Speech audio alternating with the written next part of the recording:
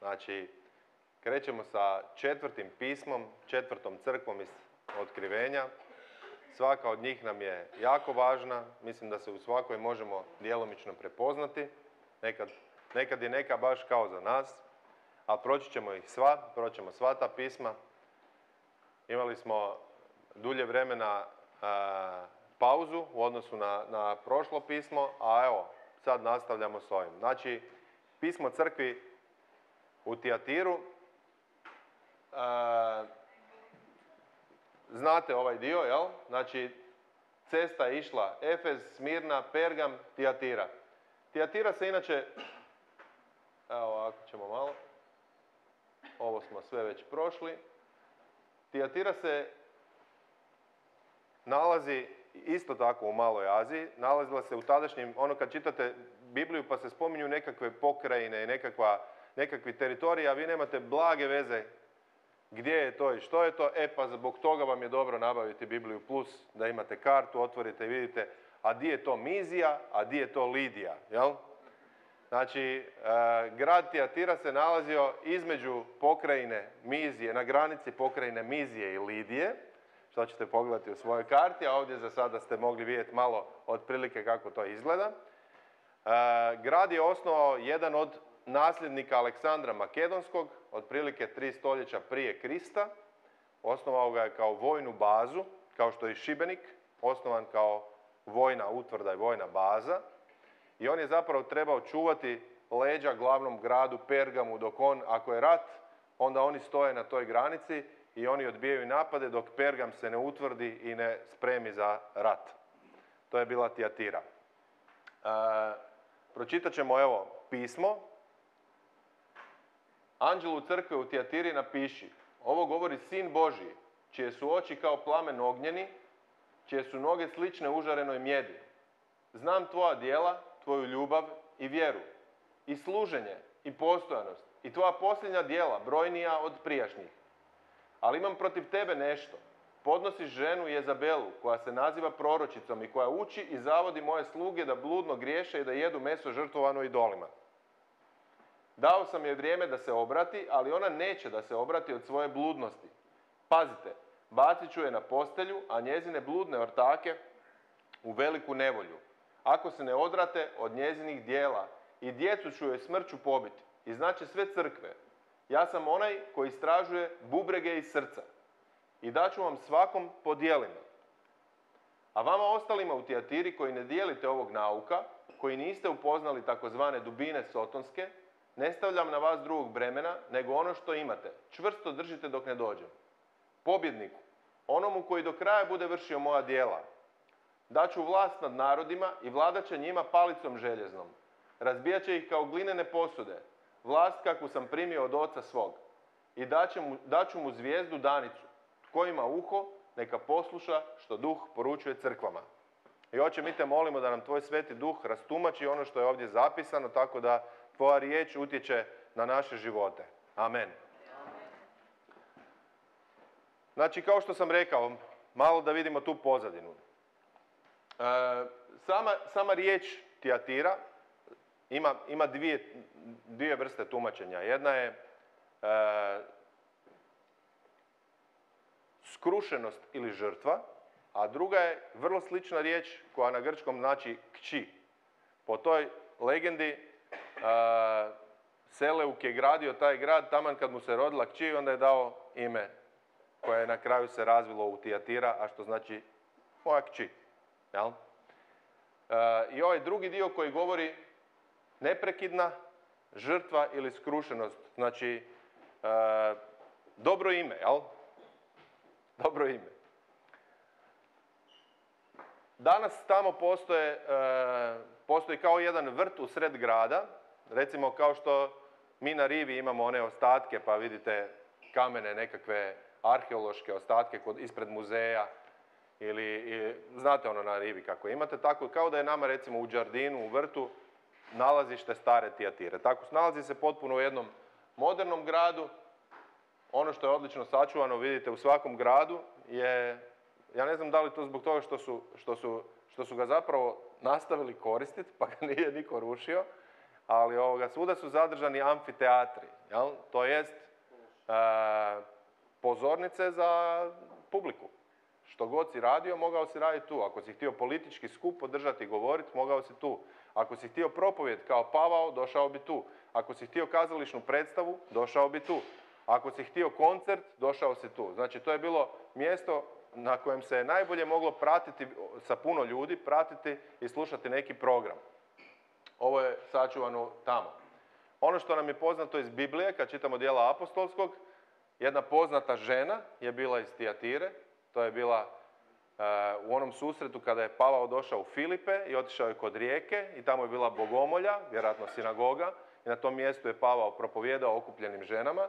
I jedna od tih žena je bila ona koja je prigrlila vjeru odmah i koja je pozvala apostole u svoj dom, koja se krstila i koja je postala na neki način baza za crkvu u Filipima. Zvala se je Lidija, bila je prodavačica skupocjenih tkanina, ovdje kaže grimizne odjeće i nekom drugom prijevodu purpurne odjeće, znači to je bilo ono najskuplje što se je moglo nositi. Ona je imala znači ekskluzivni butik, možda danas recimo nekakva, ne znam, cure, pomozite. Uglavnom, skupocjenu odjeću je prodavala, jel?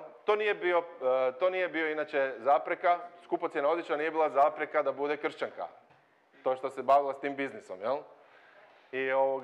Ali ona je bila podrijetlom iz grada Tijatire, jel?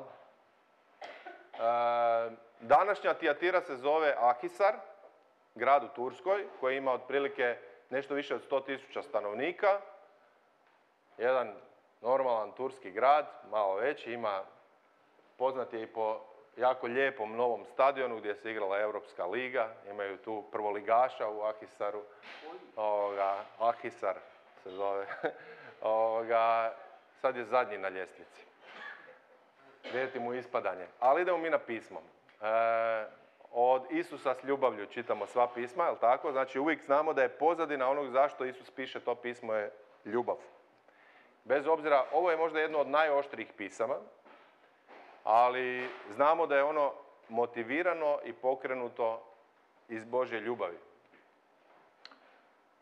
Svaki put smo gledali kako se Isus predstavlja, jer smo zaključili da onako kako se Isus predstavlja, to ima veze sa sadržajem ili konačnom porukom koju će dati. Ovdje vidimo da se Isus predstavlja kao Sin Božji, kao onaj koji ima plamene oči i onaj čije su noge kao užarena mjed.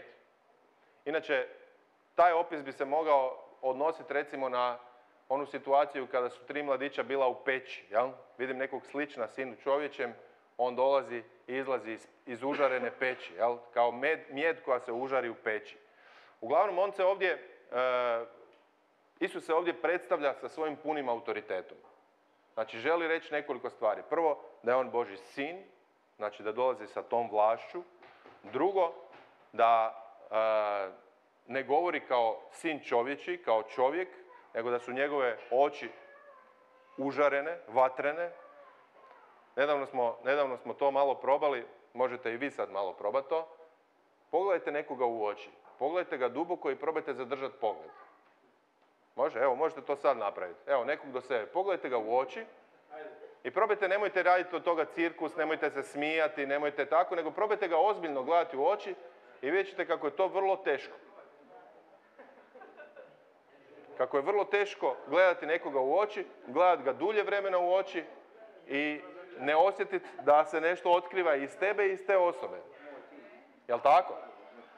I kada on kaže da ima užarene oči, plamene oči, plameni pogled, to znači to je pogled kojem nitko ne može odoljeti. Dalje, to je pogled koji prodire. Vidjet ćemo kasnije da on kaže za sebe, ja sam onaj koji ispituje i srca i bubrege.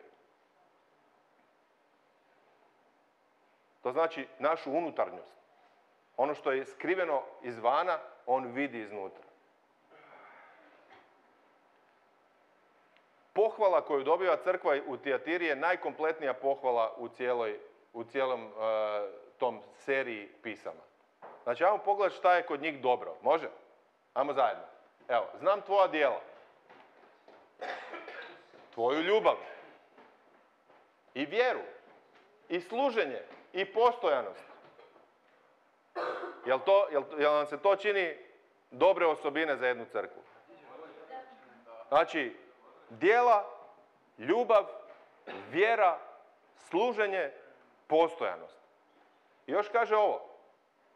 Obratite pažnju inače na riječ djela u ovom pismu. Vidjet ćete koliki broj puta Isus. Pazite, ovo su pisma koja piše Isus.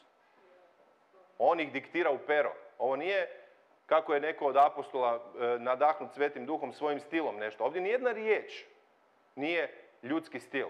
Ovo je diktirano u pero. I primijetit ćete koliko puta se spominju djela i kako ih on tretira. I ovdje kaže, i tvoja posljednja djela brojnija od prijašnjih. Znači, kao pohvalu govori o tome ne samo da su djela kvalitetna, nego govori i o njihovoj kvantiteti.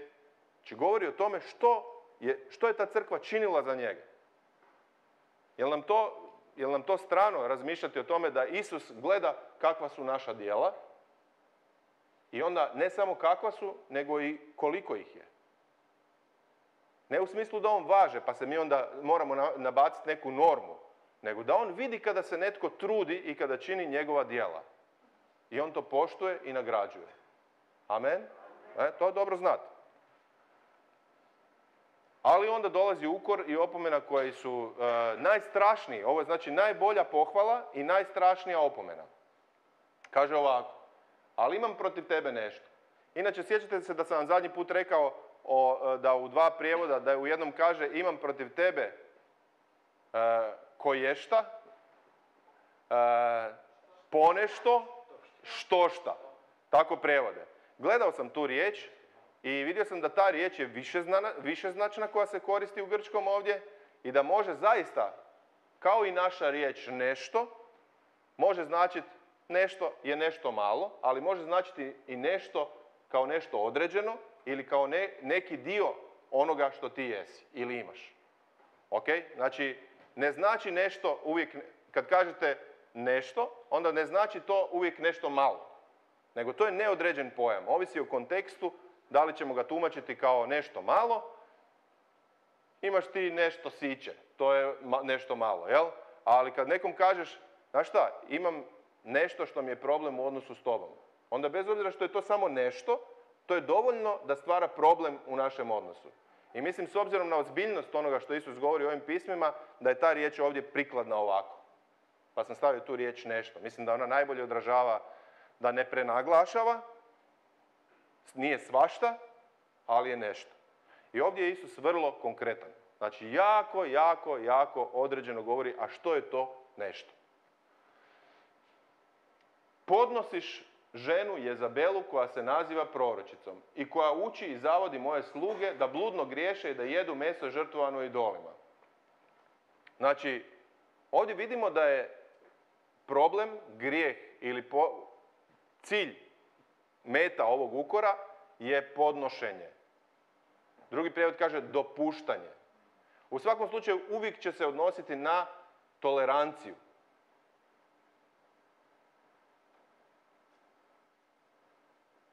Ok? Jeste mislili da je tolerancija samo pozitivna? I kažu ljudi, kako si ti tolerantan? Jel? A Isus može reći, imam nešto protiv tebe. Tolerantan si. Toleriraš nešto što ja ne toleriram. Onda postaje ozbiljno, jel? Znači, naravno da postoje situacije u kojima je pozitivno biti tolerantan, ali ovdje govori anđel u crkve, znači govori o odgovornosti i govori o nečemu što crkva ne smije tolerirati. I kad čitate Bibliju od postanka do otkrivenja, čak i kad čitate sva ova pisma, kao da se sve svodi na dvije stvari. Bludnost i idolopoklonstvo.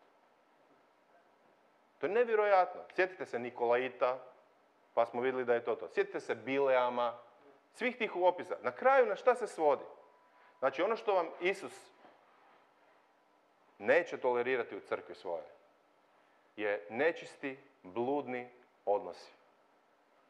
Znači zbog toga dolazi sud na Božji narod.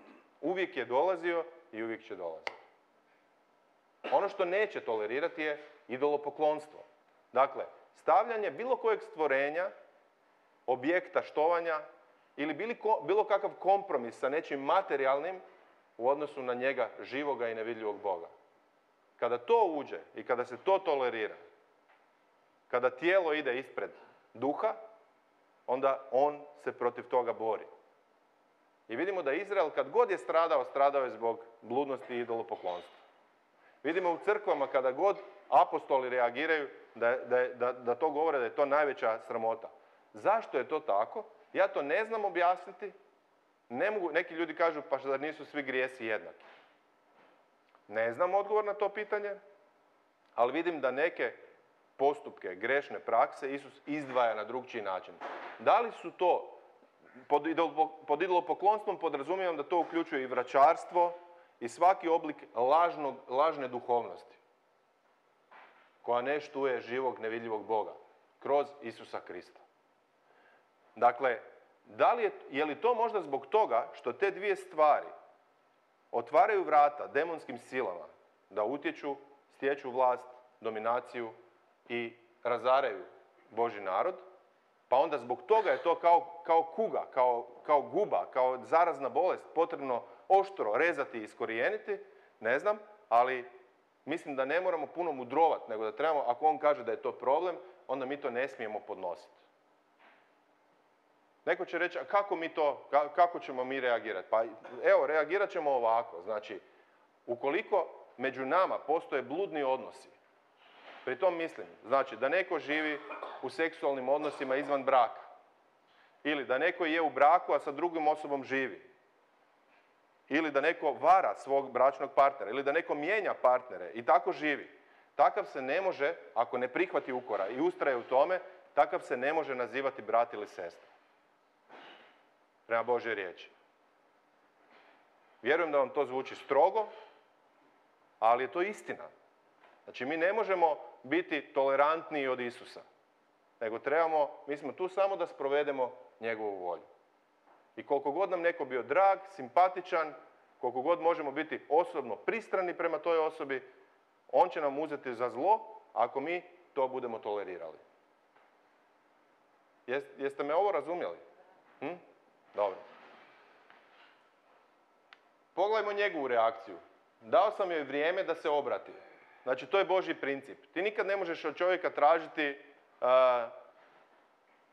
moraš sad sve odmah. Znači, moraš dati čovjeku priliku da Duh Sveti djeluje na njemu, da primi milost i da se okrene od nečega što je loše. Ali to je vrijeme. To nije nedogled. To nije neograničeno vrijeme. Znači, Isus kaže, ja sam dao vrijeme i zaključuje. S obzirom da u tom vremenu se nije ništa dogodilo, ali ona neće da se obrati od svoje bludnosti.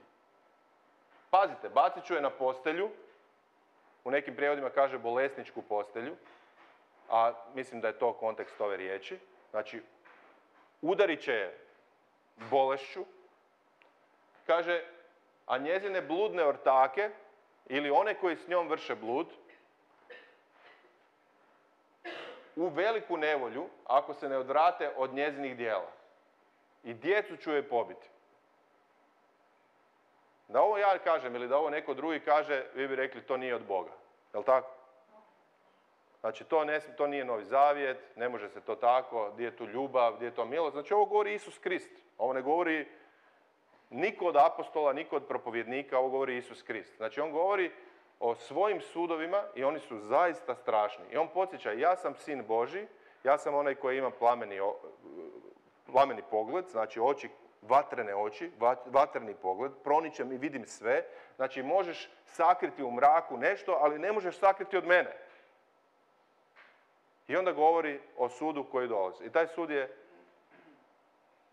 strašan. I znači sve crkve, ja sam onaj koji istražuje bubrege i srce.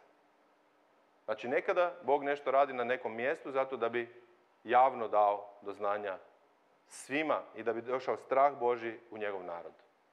Vidimo u djelima apostolskim kako u određenim situacijama, recimo čovjek je nudio novce da on može polagati ruke i dijeliti Duha Svetoga. Ako tu nema reakcije na to, šta se onda dopušta da uđe u crkvu?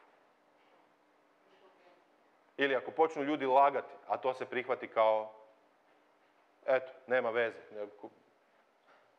slabost. Znači, treba reagirati na ono što je zlo u Božjim očima. I Bog to očekuje.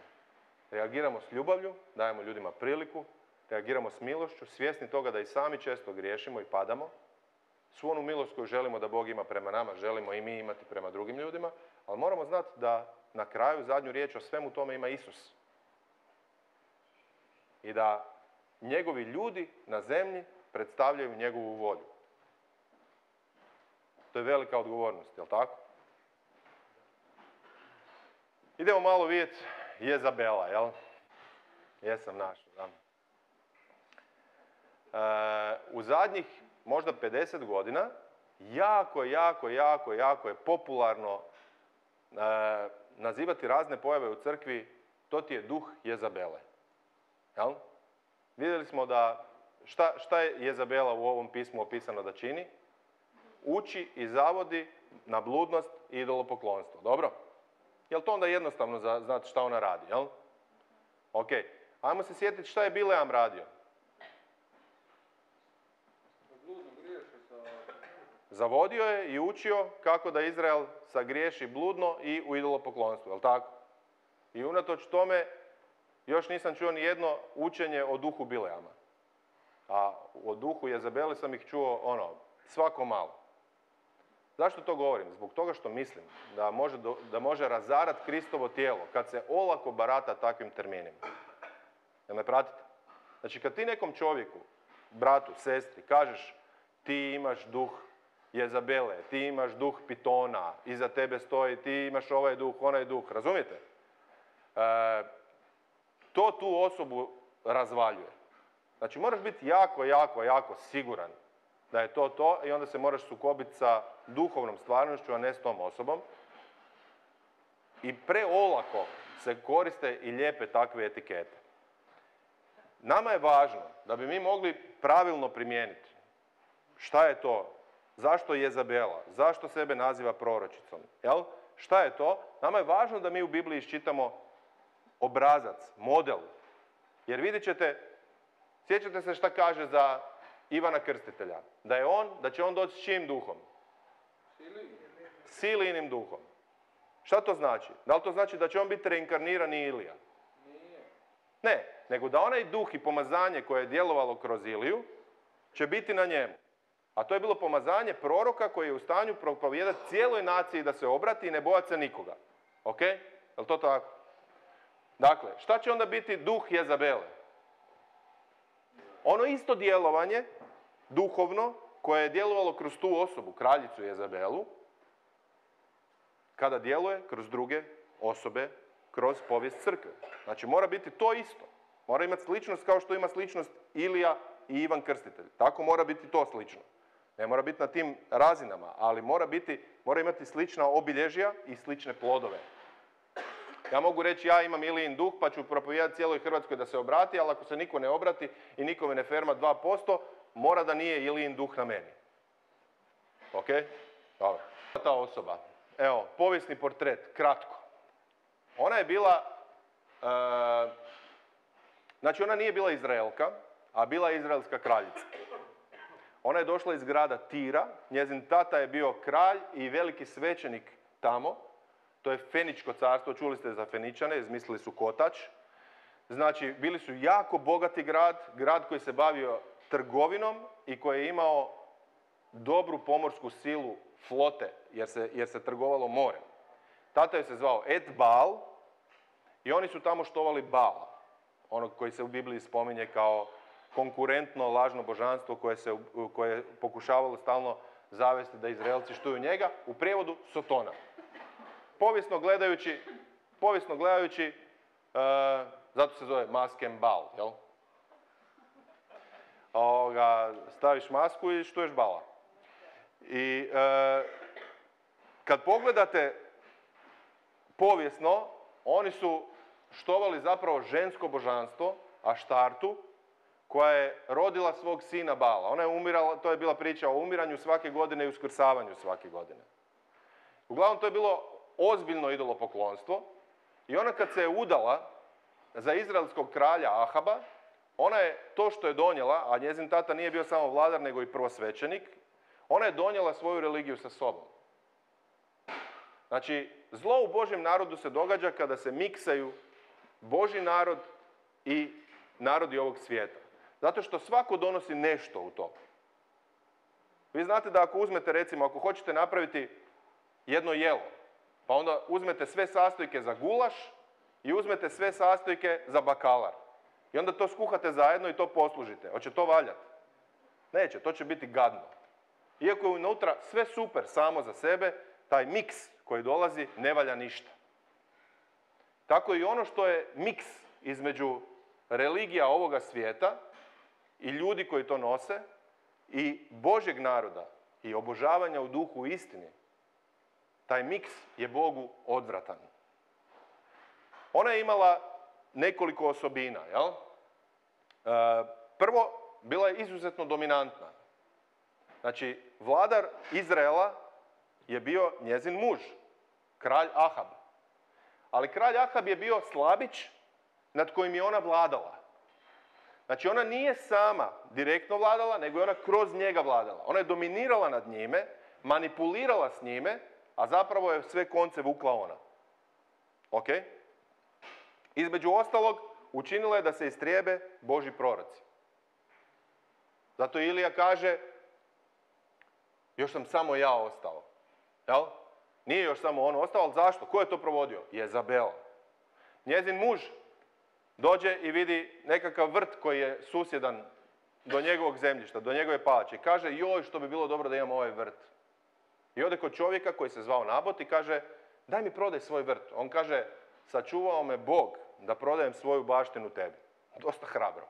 Ali on je znao da Izraelci imaju svoju baštinu, da je to prenosi se s koljena na koljeno, da on to treba čuvati. I ovaj dođe kući i kao i svaki pravi papak, onda se duri, a žena ga tješi. I govori, šta ti je? Ništa. Reci, šta ti je, dušo? Ništa. Ne da mi onaj vrt. Onda ona kaže, sad ću ti ja to srediti. I onda ona njemu sredi. Jel razumijete šta vam pričam? I onda, ona kaže, šalje pisma i potpisuje sa kraljevim pečatom. Ona. Stavite Nabota na čelo, proglasite post i kad bude u javnosti pred svima, onda izvedite nekoliko svjedoka, neka kažu da je psovao Jahu i onda ga kamenujte. I onda to naprave i onda ovaj dobije vrt. I ona veli, vidiš kako sam ti nabavila vrt koji si ti htio, me voliš, dušo. I na taj način je manipulirala i vladala nad njim. Puno gadnih i ružnih stvari je napravila. Ne samo to, nego njeno potomstvo je radilo to isto. Zato je Jehu morao istrijebiti bukvalno sve što potječe od nje. Jer već njena kći, Atalija, je pobila sve izraelske prestolonasljednike da bi ona bila kraljica. Znači, više nije bilo dovoljno da ona bude druga. Nego je pobila, znači njihova kći od Jezabela i Ahaba je već pobila sve kraljeve sinove, ali su jednoga maloga sakrili. Dobro?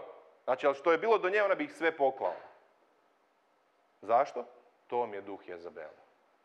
On ustaje protiv štovanja Boga, on se bori protiv Božjih proroka, protiv onih koji hrabro govore i kore i opominju, protiv grijeha, protiv bludnosti, protiv idolopoklonstva i donosi nevjerojatan strah.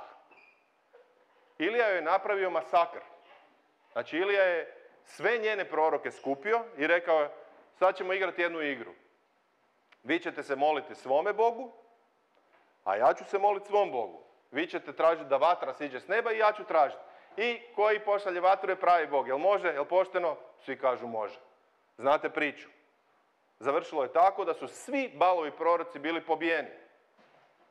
Ilija ih je potukao sve. Viš koliko je hrabar bio. Jel razumijete kakav je to stav i kakav je to neustrašivost? Nakon toga, odmah nakon toga, ona njemu šalje pismo. Ona mu šalje pismo. I kad on pročita to pismo, on hoće umriti.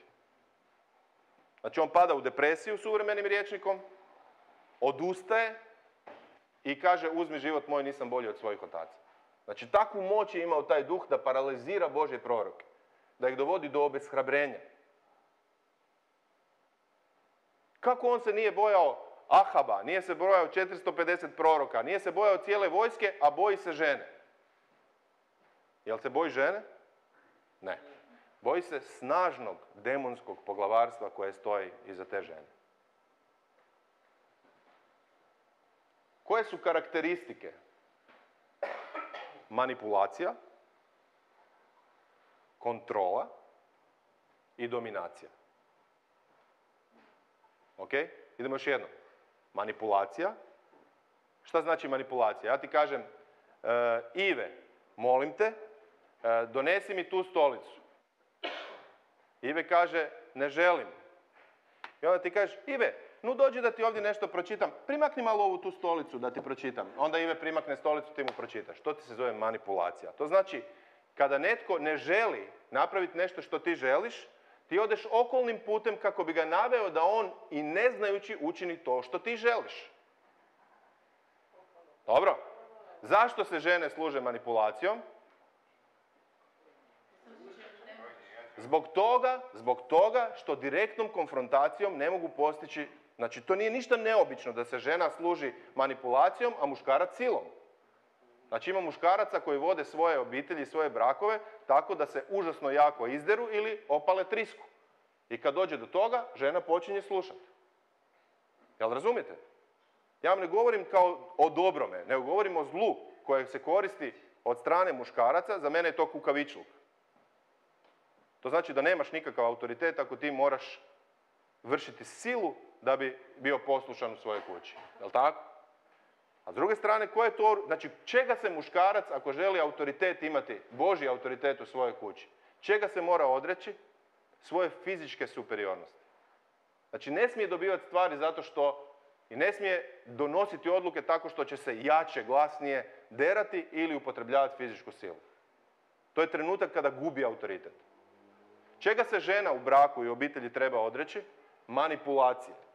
Znači manipulacija je vrlo uspješno sredstvo za dobivanje postizanja da bude po tvojoj volji. Ali je to zlo. Zato što je u njemu prijetvornost i laž. Sljedeća stvar osim manipulacije je kontrola. Znači, želim kontrolirati i osigurati da bude sve kako ja želim i onda to radim na različite načine. Ali, ne treba biti sve pod bilo čijom kontrolom. Zato što već je sve pod nečijom kontrolom. A taj neko je dobar. Aleluja.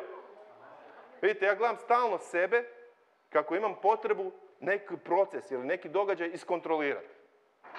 Znači, kako mi nedostaje pouzdanja, ja to stalno primjećujem kod sebe. Puno su mi ljudi na to i ukazivali, pa možda zato više primjećujem. Ali primjećujem i kod drugih ljudi. I to ljudi puno mekših, blažih i nježnijih od mene. Kako ne mogu podnijeti kad su stvari izvan njihove kontrole. Ali traženje kontrole je stavljanje sebe na čije mjesto? Jel razumimo zašto je to zlo? Ok? To znači ti se stavljaš u položaj nad drugom čovjekom koji ti ne pripada. Ja to govorim sebi, vama, uopće nemam neke sad ciljeve, razumijete me? Znači govorim stvarima koje su loše i kojima nam treba Božja milost, Božja pomoć. Ne trebamo ih tolerirati. Mi možemo, i ne možemo cijeli život govoriti, a mene je tata tukao kad sam bio mali, a kršćanin sam 30 godina. Sorry, ne može više, ajde.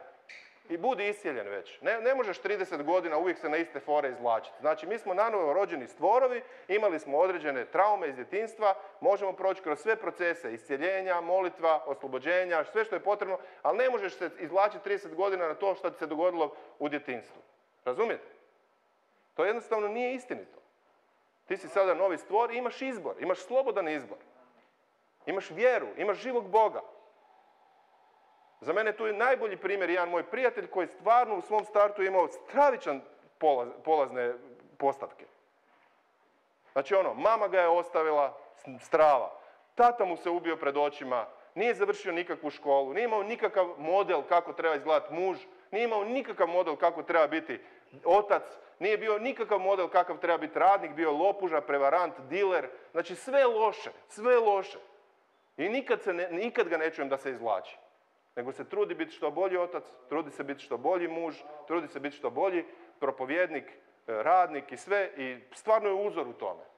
Dakle, ljudi, nemojmo se izvlačiti na to. Znaš, glupo je čuti kršćanin 20-30 godina, imaš već 50-60 godina, ti govoriš, a ja kad sam bio mali, kad sam imao, pa šuti, neću te slušati više. Ne možeš to uvijek isto. Promijeni ploču, preuzmi odgovornost za svoj život.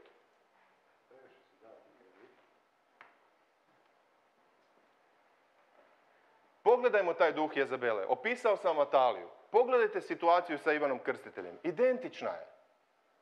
Šta želi Herod učiniti sa Ivanom Krstiteljem? Šta želi on učiniti s njim? On ga dolazi rado slušati i boji ga se. I nikako ne želi njega ubiti. Jel razumijete? Herod. A koga želi ubiti? Herodijada. Kužite? Zašto ga želi ubiti? Zbog bludnosti. Zbog bludnosti, zato što je govorio nije ti dopušteno imati ženu svoga brata, Filipa. Jer je živio u preljubu sa bratovom ženom. I ona kaže svojoj kćeri, ajde ti lijepo pleši i onda kad se kralju svidiš, ja ću ti reći šta ćeš tražiti za nagradu. Nagrada je bila? Ivanova glava. Šta Ivan radi kad je u zatvoru, kad je zbog Herodijade završio tamo u zatvoru? Pada u istu vrstu očaja u kojoj je bio i Ilija. Pošalje glasnike i kaže, pitajte Isusa, je li on taj ili da drugog čekamo? A on je vidio kako golub silazi na njega i on je rekao, ovo je Mesija. I poslao je sve svoje učenike da njega slijedi. Razumijete? Nema to smisla. To je djelovanje duha. I to je do danas tako. Znači, kad vidite Božjeg čovjeka koji je hrabar, koji propovijeda istinu, koji se ne boji, kad padne u depresiju, kad se obeshrabri, kad neće ništa, možete vidjeti da stoji duhovna sila. Obeshrabrenje ne dolazi od Boga. Obeshrabrenje nikad ne dolazi od Boga. Opomena dolazi od Boga, ukor dolazi od Boga, ali ne dolazi od Boga obeshrabrenje. Obeshrabrenje znači odustajanje. A odustajanje nije od Boga. Od Boga je obraćenje, pokajanje, ispravljanje putova, ako si u nečemu u krivu. Ali ne odustajanje.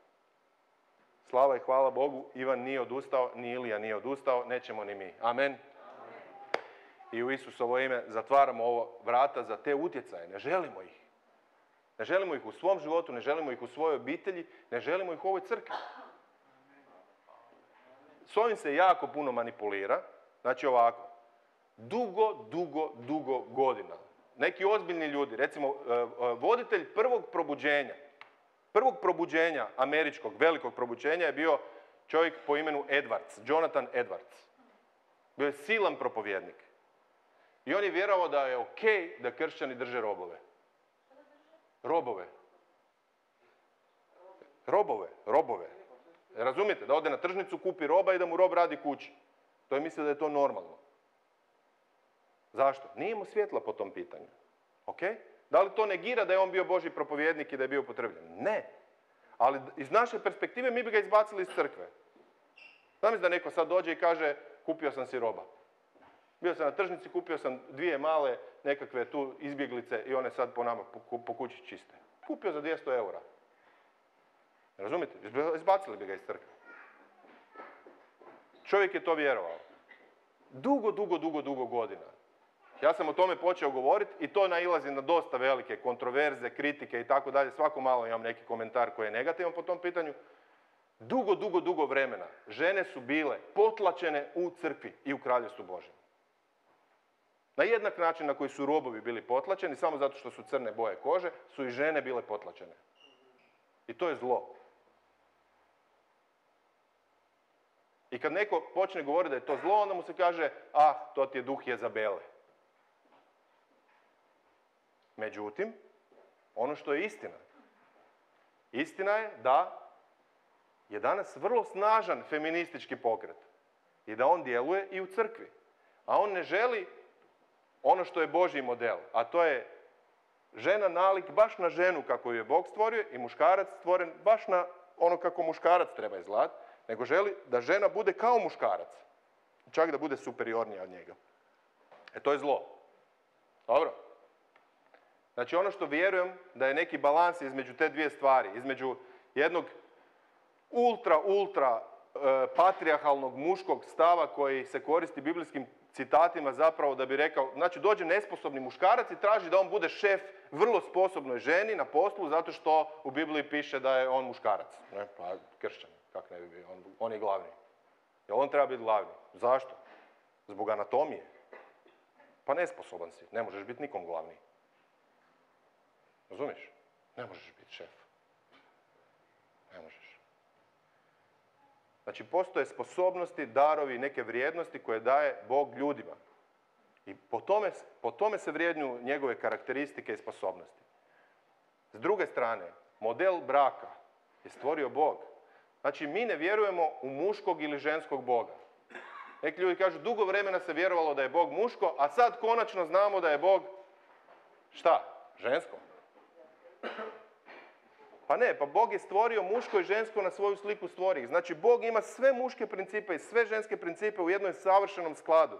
On je od sebe stvorio čovjeka na sliku svoju, kao muško i žensko. Zato da bi muškarac i žena imali svoje dostojanstvo, poštovanje i ulogu. I oni su različiti. Znači, jednako vrijedni, ali različiti, s različitom ulogom. I emancipacija žene, u smislu da ona bude šef u kući, nije od Boga. Ok? To nije od Boga. Dominiranje muškarca i traženje šefovanja u kući na temelju toga što kaže, pa ja sam muško, pa zavrijedi da budeš poštovan. To ne kažem ženama, nego muškarcima. Žena neka poštuje svog muža bez obzira, iako nije dostojan poštovanja, jer ju tako uči Božju riječ, zbog poštovanja prema Gospodinu.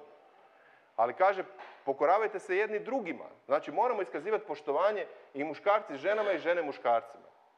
Jer smo svi i jedni i drugi stvoreni na sliku Božju. Amen. Završavam tu temu s tim. Moram. Uglavnom, plod duha Jezabele je bludnost i idolopoklonstvo.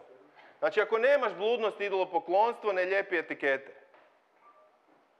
Jednostavno, ne lijepi te etikete, prestrašne su.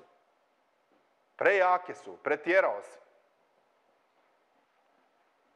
Poziv na pozornost. Tko ima uho, neka čuje. Znači, sve ovo što Isus govori, moguće je da sve to čuješ i da nisi ništa čuo. Jel? Imaš ove uši, ali nemaš njegove uši i ne možeš ništa primiti. Obećana nagrada. Jel vas zanima nagrada? Vama to i nije važno toliko, jel? Ha? Nije vam toliko važna Božja nagrada.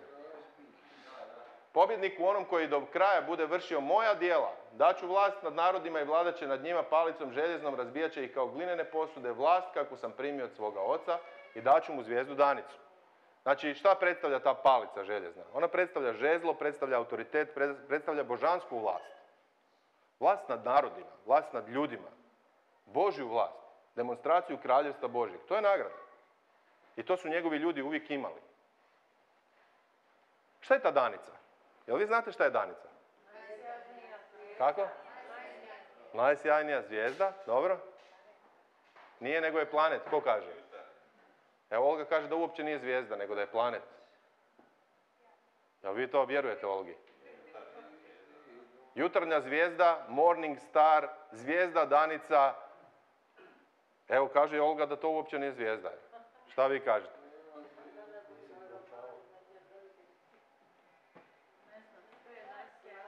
Evo, ovo je danica, jel? Ovo je mjesec, ovo je danica. Evo. Jutarnja zvijezda je planet Venera. Znači, jedna od planeta sunčevog sustava. Da, to je Venera, koja se u zoru, prije nego što iziđe sunce, ona je najsjajnije nebesko tijelo, nama vidljiva na istočnom nebu, a nakon sunca i mjeseca, naravno.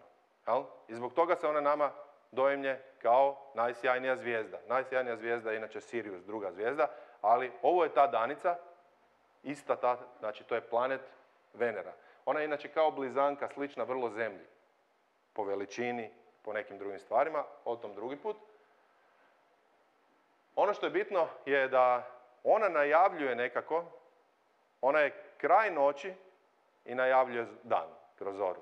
Znate da tamo je na jednom mjestu u Bibliji kaže dok se u njegovom srcu ne pomoli danica. A? To je to. Znači, danica je glasnik, danica najavljuje svitanje dana. Znači, noć završava. Znate šta je noć u Bibliji? U Bibliji je noć ovaj svijet koji traje do jednog trenutka. I kad završi noć, svanut će dan. I kad svane dan, sve je gotovo. Zaboravit ćemo svaku muku, patnju, bol, grijeh, smrt i sve ostalo. Doći će dan i bit će gotovo. A danica nam najavljuje to. Aleluja. Slaba aleluja je to kod vas. Slava Bogu, pa da, dolazi dan. Što želiš ti za nagradu? Evo, ovdje su nagrade. Jel ti želiš nekakvu nagradu? Zamisli ovu situaciju, evo, jednog dana. Stojiš pred Isusom. Tvoj život je završio. Ajmo reći da si po nekim svojim procjenama ustrajao. Istrčao si do kraja. Pogriješio si puno puta, ali nisi odustao od Isusa. Isus te gleda svojim vatrenim očima i kaže, što bi ti želio za nagradu? Možeš birati. Jel znate da on pita takve stvari? Jel se sjećate razgovora sa Salomonom? Evo biraj. Što želiš da ti učinim? I onda, ili evo već sada, zamisli da ti sad kaže. Do sad si me vjerno služio, što bi želio kako bi želio da te nagradim? Jel želiš dug život, zdravlje? Da li želiš blagostanje? Spasenje svog doma i svoje obitelji?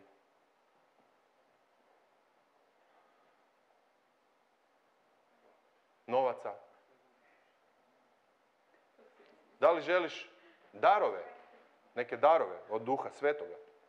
Službu? Pomazanje?